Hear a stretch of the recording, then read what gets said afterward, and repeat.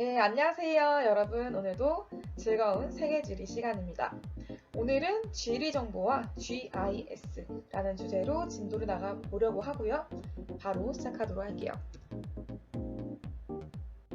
온라인 계약용 영상이기 때문에 절대 무단 복제, 배포, 전송하지 말아주시기를 다시 한번 부탁드립니다.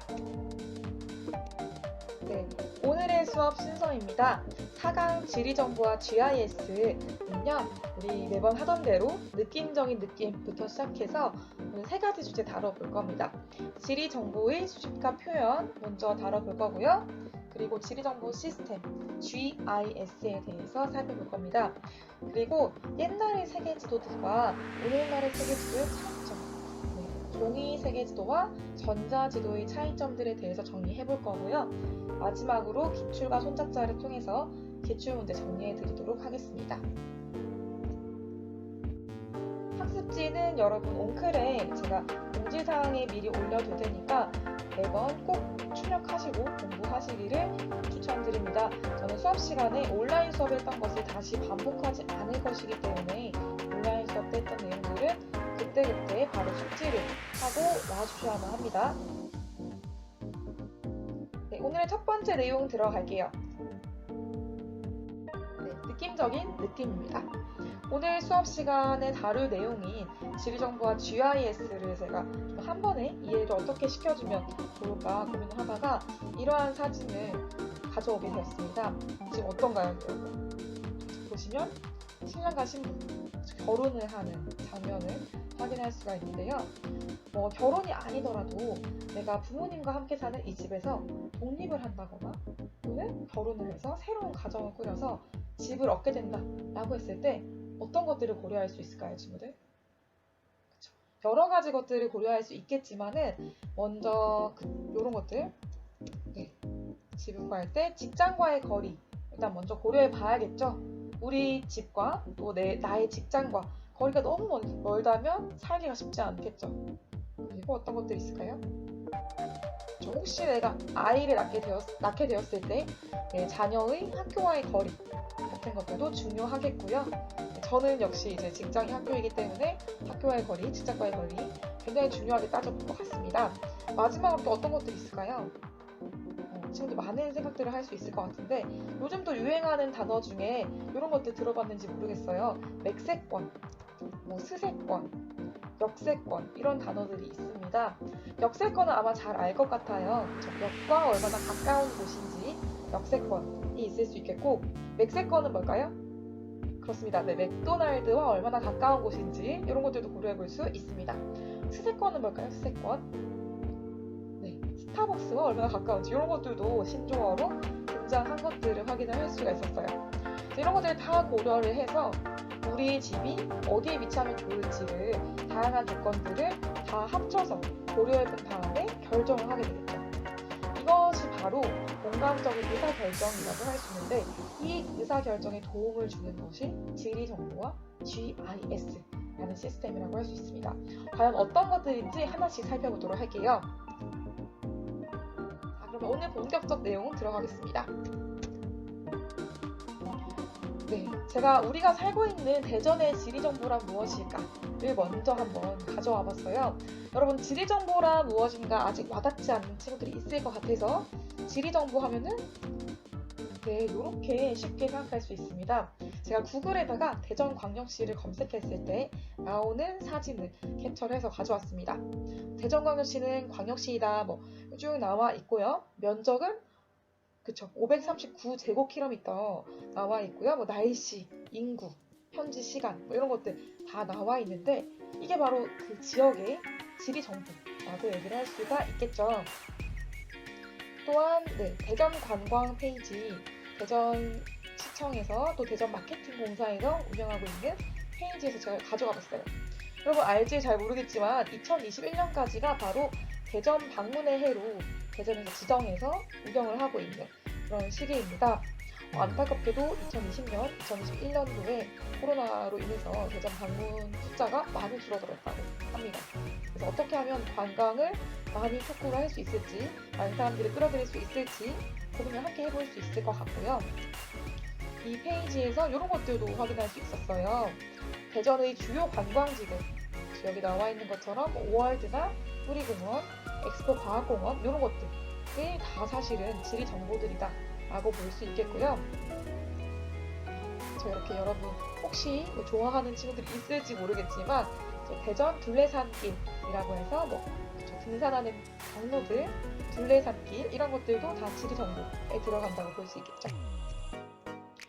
그리고 역시 이제 이렇게 지도상에 표현되는 지도에 이제 나타나는 정보들도 다 지리 정보에 해당된다고 볼 수 있습니다. 굉장히 폭넓은 정보들이 지리 정보에 들어가는구나 라는 것을 확인해 볼 수가 있겠죠. 그러면 우리가 교과서적으로는 이것을 어떻게 정리하는지 살펴보도록 하겠습니다. 자, 지리 정보는 이렇게 세 가지로 크게 정리가 됩니다, 여러분. 수능 특강에 나와 있는 그림을 제가 가지고 와봤고요. 크게 세 가지, 공간 정보와 속성 정보, 관계 정보 세 가지로 구성이 됩니다. 첫 번째 공간 정보란 무엇이냐? 제가 더 자세히 그릴 것도 없습니다. 이렇게 점으로 표현되는 것들. 우리나라를 굉장히 작게 그렸을 때 서울시, 대전시, 부산시 이런 큰 시들을 점으로 표현할 수밖에 없겠죠. 이런 식으로 딱 어떤 지점을 지목하는 것들이 점으로 표현되는 공간 정보라고 할 수 있겠고요. 선은 어떤 것들이라고 볼 수 있을까요? 선은 대전에서 부산까지의 어떤 경로는 선으로 표현이 되겠죠. 그런 것들. 그리고 면은 어떻게 될까요, 여러분? 면은 우리가 살고 있는 대전광역시 서구라고 하면 어떤 면으로 표현이 되겠죠. 그래서 이런 식으로 다양한 방식으로 공간이 표현될 수 있다라고 하는 것이 공간 정보라고 정리를 할 수가 있겠습니다. 두 번째 속성 정보는 제가 바로 방금 보여드렸던 것입니다. 이렇게 대전광역시라고 했을 때 인구가 153만, 요거 옛날 자료이고요. 지금은 148만 정도로 알고 있습니다. 면적은 뭐 이렇게 나와 있는 것, 기후는 얼마 이렇게 나와 있는 것들이 어떤 숫자로 표현되는 이 지역의 특성, 그것을 바로 속성 정보라고 표현을 합니다. 네, 어렵지 않죠? 다음 관계 정보라고 하면 어떤 것들이 있냐? 지도상에 이렇게 표현되는 것들이에요. 인접성과 계층 이렇게 나와 있는데 인접성이라고 하면 이런 그림으로 표현될 수 있겠죠. 제가 2030년도 대전광역시 도시계획에서 가지고 온 그림인데요. 지도인데요. 대전을 중심으로 해서 주변 서울과 부산과 광주, 옥천과 금산, 논산, 공주, 세종시, 청주시와의 어떤 관계들을 인접성으로 지금 표현해 놓은 것을 볼 수가 있죠. 여기 나와 있는 빨간 색깔 것들은, 빨간색 선들은 다 고속도로를 표현하고 있구나라는 것을 파악할 수가 있습니다, 여러분. 이런 것들이 인접성을 표현한 정보구나라는 걸 파악해 볼 수 있겠고요. 계층이라고 하면 사실 우리가 앞으로 배우게 될 텐데 체계를 얘기하는 체계. 그래서 도시 체계. 특히 우리가 세계지에서는 세계 도시 체계라고 배우게 될 이 세계 도시 네트워크. 그래서 우리 전 세계적으로 봤을 때 가장 큰 최상의 세계 도시인 뉴욕과 런던과 도쿄 같은 이 가장 최상의 세계 도시 밑에 로스앤젤레스, 상파울루, 파리 그리고 싱가포르 같은 주요 세계 도시들이 있고요. 그 밑에 이제 하위 세계 도시들로 서울과 뭄바이, 홍콩, 휴스턴 이런 것들 쭉 분포하고 있는 것들을 볼 수 있죠. 그래서 계층별로 이렇게 나눠져 있는 것들을 우리가 지도상에 분포로 나타낸 것, 이것이 바로 계층 정보. 그래서 이제 도시들과의 관계를 표현한 관계 정보다라고 정리를 해볼 수가 있겠습니다. 다시 한번 말로 정리를 해보자면요. 공간 정보란 어떤 장소나 현상의 위치, 이 형태에 대한 정보들을 의미한다라고 볼 수 있겠고요. 키워드 뭘 찾으면 좋을까요? 그렇죠. 위치와 형태가 키워드라고 할 수가 있겠습니다. 속성 정보란 무엇을 얘기하냐? 장소나 현상의 인문적, 자연적 특성을 나타내는 정보다. 특성 동그라미 쳐주시면 되겠고요. 마지막 관계 정보란 무엇이냐? 다른 장소나 지역과의 상호작용 및 관계를 나타내는 정보다. 이렇게 얘기를 해볼 수가 있겠죠. 여러분 요 정보 중요하니까 세 가지 구분해서 정리해 주시고요. 넘어가겠습니다. 그렇다면 이런 지리 정보들을 어떻게 수집해 나가는가? 이 수집 방법들을 살펴보도록 할게요. 일단 우리가 가장 기본적인 전통적인 방법, 그쵸? 책을 찾아서 읽어본다라는 거 너무 전통적인 방법이죠. 그리고 이렇게 지도를 살펴보는 것, 이런 것들은 전통적인 방법이라고 얘기를 할 수 있겠습니다. 하지만 최근에는 어때요, 여러분? 여러분들도 지리정보를 수집할 수가 있습니다. 뭘 통해서요? 그쵸? 우리가 이미 다 연결되어 있는 온라인 세상에서 정보들을 수집할 수가 있겠죠. 그래서 이렇게 이제 우리가 인공위성을 띄워놨고 이미 전 세계가 온라인으로 인터넷 세상으로 네트워크로 연결되어 있기 때문에 이러한 것들을 활용해서 우리가 정보들을 쉽게 얻을 수 있습니다. 그래서 우리가 앉은 자리에서 직접 가보지 않고도 얻을 수 있는 정보들을 뭐라고 하냐? 바로 이렇게 원격 탐사라고 얘기를 합니다. 내가 가보지 않았지만 온라인으로 또는 인공위성을 통해서 네트워크 정보들을 통해서 얻을 수 있는 것들이 많다는 거죠. 그래서 내가 앉은 자리에서 다양한 정보들을 얻을 수 있다. 관측 대상과 직접적인 접촉이 없더라도 원거리에서 정보를 얻을 수 있는 것, 바로 원격 탐사라고 할 수가 있겠고요. 항공기나 인공위성들을 주로 사용하는 방법들이 될 수 있습니다. 그래서 제가 한번 예시를 보여드리려고 가지고 왔는데요. 자, 봐보시면은 제가 구글어스에서 지금 지구를 굴려봤습니다. 여러분, 우리가 직접 가볼 수 없는 평양을 검색했어요. 평양으로 쭉 들어갑니다. 네, 쭉 들어가서 평양을 지금 들어가 볼 수가 있어요. 우리 직접 평양 간다면 큰일 나겠죠. 하지만 여기서는 평양의 다양한 명소들을 확인할 수가 있겠고요. 여러분, 지금 다양한 명소들 확인이 됩니다. 심지어는 이렇게 사람 모양을 클릭해서 뿅 들어가 보면은 파노라마로도 들어갈 수가 있어요. 쭉쭉쭉 들어가게 되겠고요. 보시면 이렇게 생긴, 지금 놀랍죠? 우리가 직접 가볼 수 없는 평양의 광장들도 이렇게 확인을 해볼 수가 있는 겁니다. 이게 바로 지금 구글어스에서 우리가 가지고 온 인공위성 이 정보들로 지금 모란공원에 가봤어요. 지금 여러분 놀랍죠? 다양한 곳들, 여러분도 궁금하신 곳들이 있으면은 그 앉은 자리에서 집에서 컴퓨터로 구글어스에 접속하셔서 이렇게 다양한 우리가 직접 갈 수 없는 곳들을 가볼 수가 있습니다. 지금 같은 코로나 세상에서는 너무나 좋은 것들이 될 수 있겠죠. 직접 가볼 수 없는 파리, 뉴욕 이런 것들도 다 가볼 수 있으니까요. 이렇게 확인을 해보실 수가 있겠고요. 또 가봤습니다. 이렇게 김일성 광장, 김일성 운동장, 그런 것들도 지금 확인이 됩니다. 그래서 이런 식으로 여러분 심심할 때 전 세계를 구경할 수 있다는 사실 너무 놀랍지 않으신가요? 김일성 경기장 아직 가봤고요. 그리고 심지어는 파리 에펠탑까지도 한번 가보도록 할게요.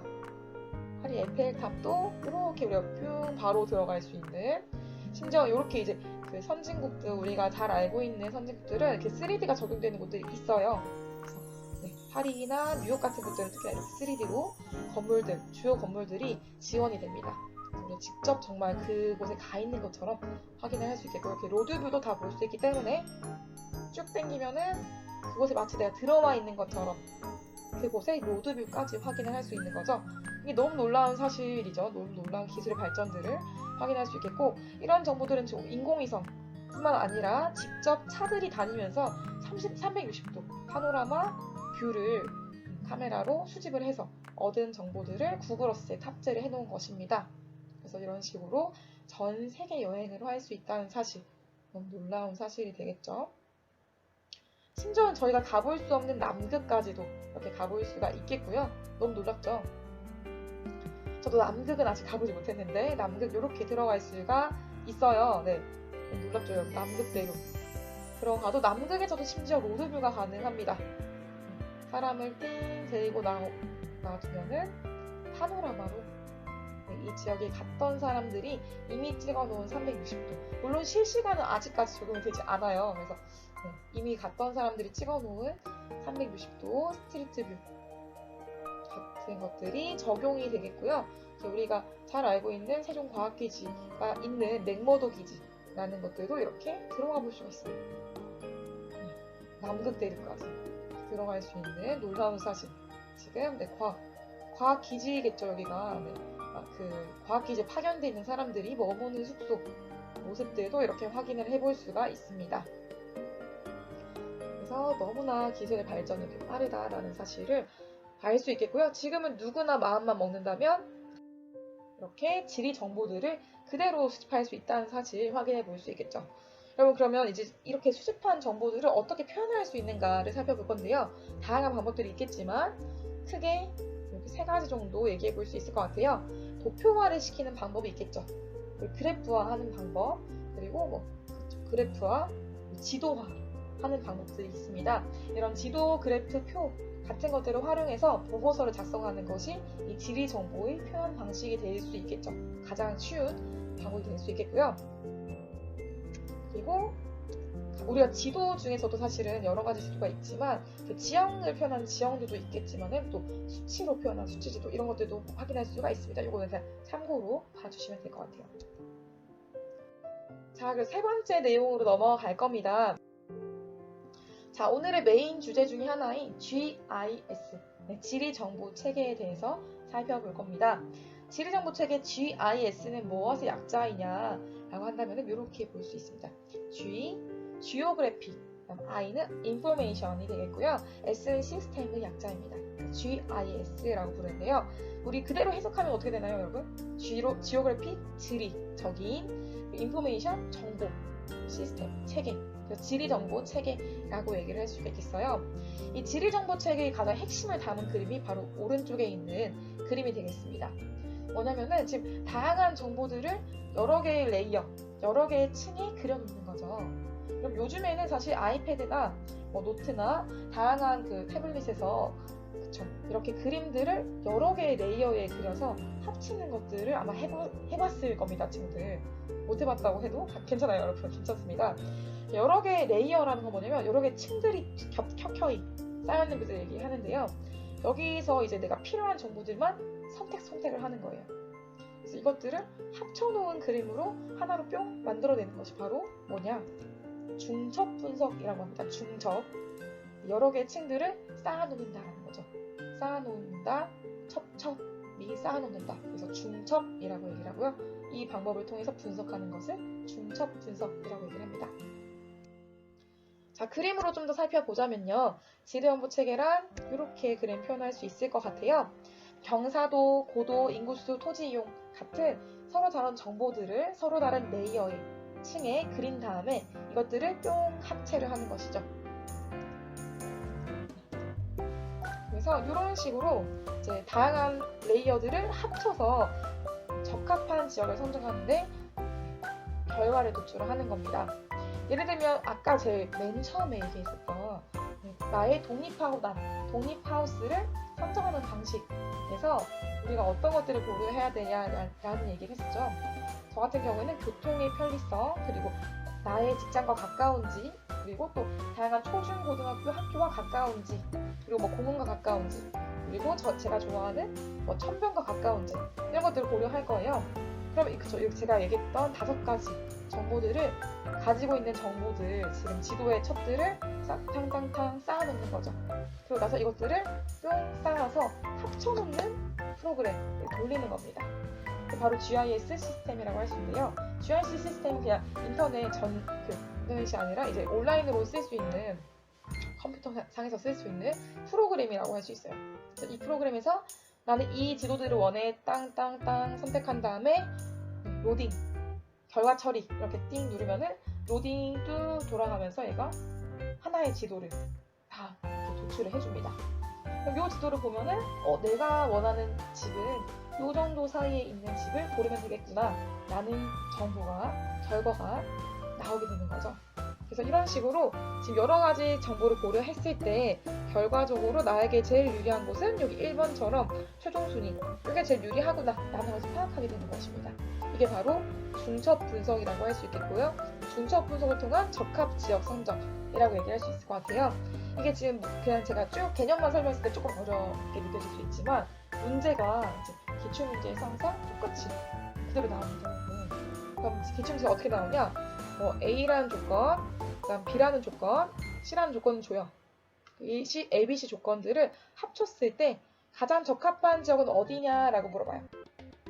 그러면 제가 가장 적합한 지역은 여기입니다 라고 선택하면 정답이 되는 겁니다. 이건 제가 같이 여러분 이제 등교했을 때 같이 기출문제 풀어보면서 정리를 좀 해보도록 할게요. 네, 그래서 방금 살펴본 GIS라는 것과 또 GPS라는 것이 있어요. 그래서 좀 헷갈릴 수 있기 때문에 제가 정리를 하고 가도록 하겠습니다.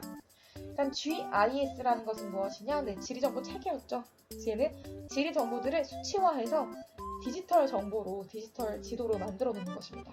그래서 이것들을 컴퓨터에 쭉 입력을 해요. 입력하고 저장해 놓은 정보들을 사용자가 필요할 때 나는 이 지도가 필요해. 나는 역세권에 대한 정보, 그리고 맥도날드 위치에 대한 정보, 그 다음 스타벅스 위치에 대한 정보들이 필요해.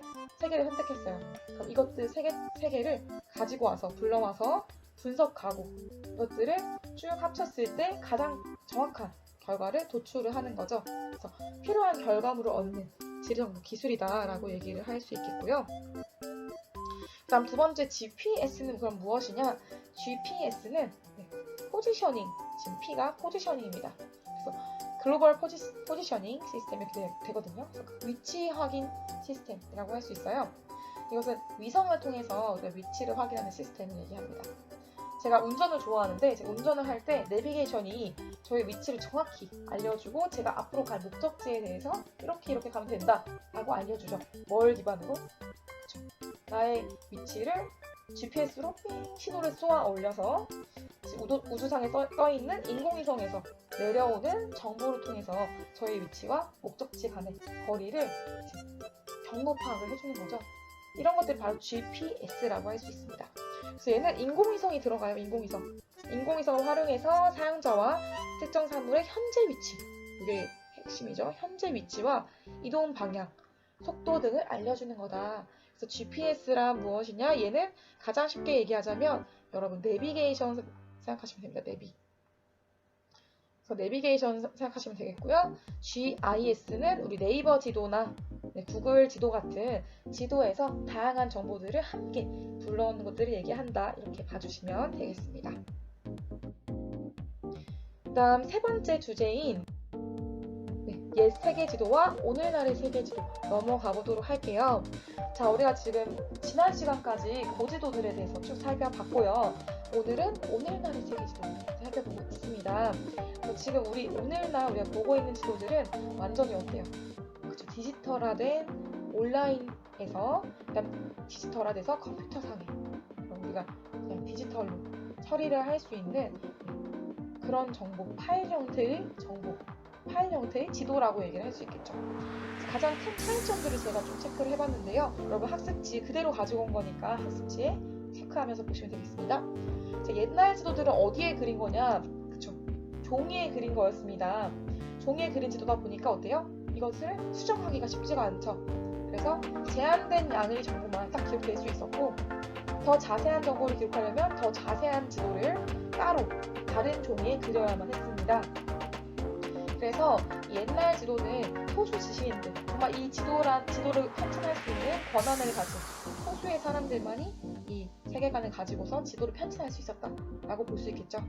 하지만 오늘날의 세계지도는 어떠하냐 보면은 일단 기본적으로 컴퓨터를 이용해서 정교한 전자지도를 만들었다라고 볼 수 있겠고요. 그래서 정보를 추출하거나 통합할 수 있다. 확대와 축소가 자유롭다는 사실 너무 잘 알고 있죠, 여러분. 여러분 핸드폰에서 스마트폰에서 그냥 네이버 지도만 들어가도 어때요? 그냥 두 손가락으로 딱 펴면은 확대가 되고요. 그리고 쭉 줄이면 축소가 되죠. 그래서 확대와 축소가 너무나 자유롭다. 과거 어떤 시대보다도 우리가 굉장히 지리정보가 넘치는 시대를 살고 있다라고 볼 수 있겠고요. 그래서 거리와 면적 또한 쉽게 구할 수가 있습니다. 그리고 역시 다양한 저장 매체를 통해서 복사 배포가 되기 때문에 파일 형태로 제작되기 때문에 보관도 편리할 뿐만 아니라 다양한 정보들을 합치는 것도 편리하죠. 그래서 GIS의 중첩이 굉장히 편리한 시스템이 되었다라는 거 너무 잘 이해할 수 있겠죠, 여러분? 어렵지 않죠? 네. 사실 지리 정보는 여기서 그치지 않는데요. 다양한 것들이 이제 발달을 하면서 우리 지리 정보와 실제로 이제 세계의 발달, 4차 산업혁명이 함께 가고 있다라고 할 수 있습니다. 그 중에 하나가 또 사물인터넷, 여러분 많이 얘기 들어봤을 거예요. IoT라고 들어보죠, 우리가. 저는 이제 갤럭시 노트 20을 쓰고 있는데 하이 빅스비 이렇게 누르면은 띠링 이렇게 대답을 합니다. 그래서 사물인터넷, 핸드폰도 대답을 할 뿐만 아니라 시리, 사물이라든지 기가진이라든지 다양한 이제 그 음성인식 시스템들이 또 사물 인터넷이 되어서 우리의 그 일상을 돕고 있죠. 그래서 냉장고, 심지어 핸드폰뿐만 아니라 그리고 항공기, 그리고 라디오, 조명까지도 사실은 이제 우리의 음성인식, 우리의 어떤 그 지시를 따라서 인터넷으로 이제 다 제어가 가능한 것들을 확인할 수 있겠고요. 요즘도 보시면은 그 애완동물 기르시는 분들 중에서 어플을 하나 깔아놓고 이제 집에다가 카메라를 하나 설치해 놓으면은 이 애완동물, 펫의 움직임에 따라서 이 카메라가 왔다 갔다 하는 거예요. 그래서 집안에 이 애완동물이 어디서 지금 뭘 하면서 놀고 있는지를 바로 확인할 수 있는 그런 카메라들도 여러분 너무 익숙하잖아요. 이런 것들이 바로 IoT, 사물 인터넷이 적용된 것들을 할 수 있습니다. IoT는 여러분 이미 한번 들어봤겠지만 인터넷 of Things의 줄임말입니다. 그래서 사물들의 인터넷이라고 얘기를 할 수 있겠죠. 그래서 앞으로 너무나 편리해지는 이런 것들 확인할 수 있겠고요. 그다음 우리 다양한 지리정보 활용해서 지금 교과서에 있는 사진들을 가져왔는데 함께 확인해 볼게요. 우리 자연재해 관리 또한 아까 얘기했던 GIS 시스템을 활용해서 이렇게 피해 현황을 종합적으로 분석하고 관리하며 또 피해 예방 대책 또한 지역적으로 수립을 할 수 있다. 이런 것들 쉽게 생각해 볼 수 있겠고요. 그리고 또 제가 자주 사용하는 겁니다. 제가 달리기 가끔 할 때 나이키 어플을 켜가지고 제가 달리는 그 길을 트래킹을 할 수가 있어요. 그렇죠? 기록을 할 수가 있죠. 그래서 스마트폰 어플을 활용해서 위치 기반 서비스, 내가 운동한 거리나 시간, 열량, 소모량 같은 것들을 또 확인을 하게 해줘서 내가 굳이 러닝머신을 뛰지 않더라도 내가 우리 집 앞 공원을 뛰더라도 내가 얼마나 열량을 소모했는지 확인할 수 있는 이런 것들 너무 편리한 시스템이 되겠죠. 그리고 이런 거 여러분 너무 많이 사용하고 있을 거예요. 이미 너무 일상화된 거죠.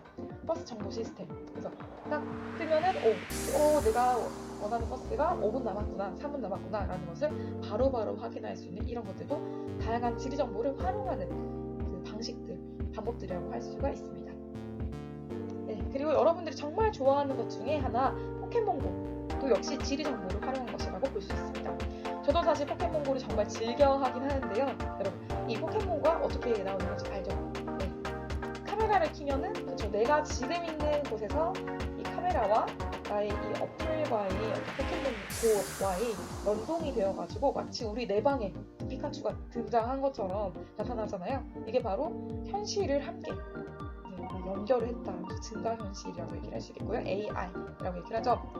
그리고 또 이제 VR도 많이 유명합니다. 요즘 여러분 놀러 갈 때 VR 룸도 많이 가는 것으로 알고 있는데 가상현실을 즐길 수 있는 것 이런 것들도 저도 많이 즐기고 있고요. 여러분도 혹시 세계지리적으로도 이 VR 그 기기를 착용하고서 내가 직접 거기 여행을 간 것처럼 확인할 수 있죠. 그래서 이렇게 다양한 지정 활용 할 수 있는 것들이 굉장히 많아지고 있다는 거 확인해 주시면 되겠습니다. 4차 산업혁명과 지리는 사실 같이 가는 거예요. 그래서 너무나도 밀접한 상관관계가 가지고 있기 때문에 제가 계속 다양한 것들을 강조했다라고 봐주시면 되겠습니다. 네. 여러분 조금 더 많은 정보들을 원한다면 국가공간 정보 포털인 여기 이제 사이트 들어가셔서 다양한 정보들을 확인해 보실 수 있겠고요. 지적도나 수치 지형도, 용도 지형, 도로 같은 것들, 지형도 같은 것들을 다 확인해 볼 수 있으니까 한번 참고해 보시면 되겠습니다. 지리 덕후가 되는 그날까지 여러분 응원하겠습니다. 마지막 이제 기출과 손잡자 가도록 할게요. 네, 오늘의 마지막 시간 기출과 손잡자 문제 풀고 가도록 하겠습니다. 오늘 문제는 조금 쉬운 것을 제가 일부러 가져와 봤어요. 여러분 좀 지리 정보에 대해서 아직 감이 없는 친구들이 있을 것 같아서 제가 문제를 통해서 정리해 드리려고 합니다. 2014학년도 10월 고3 모의고사 15번 문제입니다. 자, 함께 읽어보도록 할게요. 15번. 다음 글은 아프리카로 자원봉사를 다녀온 학생의 기행문 일부이다. 기억 미음에 대한 설명으로 옳지 않은 것은 이라고 나와 있고요. 네, 읽어볼게요. 2014년 1월 케냐 나이로비 기억 들어갑니다. 남위 1도 17분, 동경 36도 49분에 도착하였다. 나이로비에서 북동쪽으로 이동하여 적도를 지나서 미음 들어갑니다. 소발리 어를 사용하는 부족이 사는 디귿 들어가요. 땡땡 마을에 이르렀다. 나와 있고요. 리을 들어갈게요. 건기라 풀은 메말라 있었지만 평화로운 분위기의 마을이었다. 이 부족민과의 면담을 통해 미음 들어갑니다. 유목민이었던 소말리족이 오랜 가뭄으로 가축이 죽어가자 이곳으로 옮겨와 정착했음을 알게 되었다. 이렇게 기행문을 쭉 살펴볼 수 있었는데요. 그럼 각각 지금 기역, 니은, 디귿, 리을, 미음 이 정보들이 어떤 정보에 해당되는지를 살펴보면 될 것 같아요. 같이 살펴볼게요. 동그라미 1번 갈게요, 여러분. 기역, 그쵸? 요 남이, 동경 이런 것들 위치를 나타내는 공간 정보, 공간 정보가 어때요? 네, 맞습니다. 우리 지리 정보가 세 가지가 있었죠. 공간 정보, 속성 정보, 관계 정보 세 가지가 있었는데 그 중에 위치를 정확히 수치로 표현하는 것들 이런 것들이 바로 공간 정보가 맞습니다, 여러분. 기억 맞는 선지가 되겠고요. 자, 그럼 니은 선지 볼게요. 니은 원격 탐사 기법을 사용해서 시스템 정보이다. 어때요? 소말리 어를 사용한 부족. 어때? 얘는 지금 직접 간 거잖아요. 어때요? 원격 탐사가 아니겠죠, 여러분? 이거 쉽게 고를 수 있을 것 같아요. 네, 2번 정답이 되겠죠. 3번 왜 맞는가 볼게요. 네, 땡땡 마을에 이르렀다 라고 나와 있는데 지금 북방구 위치하고 있나요? 라고 나와 있는데 어때요? 그쵸? 땡땡 마을에 이르렀다 라고 나와 있는데 케냐 나이로비에서 북동쪽으로 이동을 했대요. 적도를 지났다고 합니다. 나이로비는 지금 남이 1도인데 그쵸? 북동쪽으로 이동해서 적도를 지났다면은 여기는 북방구가 맞겠죠, 여러분? 제가 정말 너무 못 그렸는데 자, 남이 1도 정도에서 쭉 북동쪽으로 이동을 했어요. 북동쪽으로 이동했을 때 적도를 지났습니다. 그러면 지금 어때요? 그쵸? 북방구에 도착한 곳이 맞죠? 북방구. 그래서 맞는 선지가 돼요. 네. 3번 조금 어려울 수 있지만 맞는 거인 거 확인할 수 있어야 됩니다, 여러분. 그럼 리을 갈게요, 리을. 네, 건기라 풀은 메말라 있었지만 나와 있는데, 그쵸? 장소가 지닌 자연적 특성, 속성 정보 맞겠죠? 특성 나타내고 있으니까 맞는 선지 되겠고요. 미음 어떤가요? 유목민이었던 소말리족이 가뭄으로 이렇게 나와 있습니다. 얘는 직접 가서 지금 얘기를 하면서 면담을 통해서 얻은 정보이기 때문에 현지 조사를 통해서 얻은 정보가 맞습니다. 따라서 정답은 2번이 되겠고요. 우리 그 지리 정보에 대한 문제를 일부러 가져왔고요.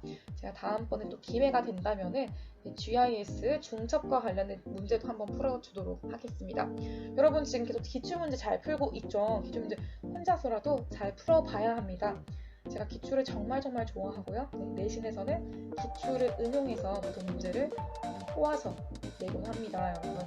그래서 꼭 문제를 잘 풀어주시기를 부탁을 드리겠고요. 네, 마지막 한 줄 정리하고 가겠습니다. 네, 이렇게 정리할 수 있을 것 같아요. 지리 정보는 공간 정보, 속성 정보, 관계 정보로 나누어지며 직접 조사, 간접 조사, 원격 탐사 등을 통해 수집한다.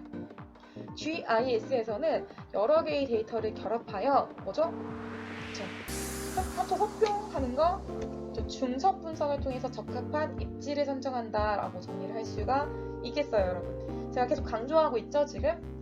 공부한 내용은 한 줄로 무조건 정해서 외워야 된다라는 거 여러분 염두에 두시고 제가 오늘 지금 사실 일요일 밤에 이걸 찍고 있습니다. 왜냐면 내일 수업이 혹시 원활하지 않을 때를 대비해서 미리 유튜브에 올려두려고 영상 찍다 보니까 지금 주말을 지내면서 입이 많이 굳어 있어요.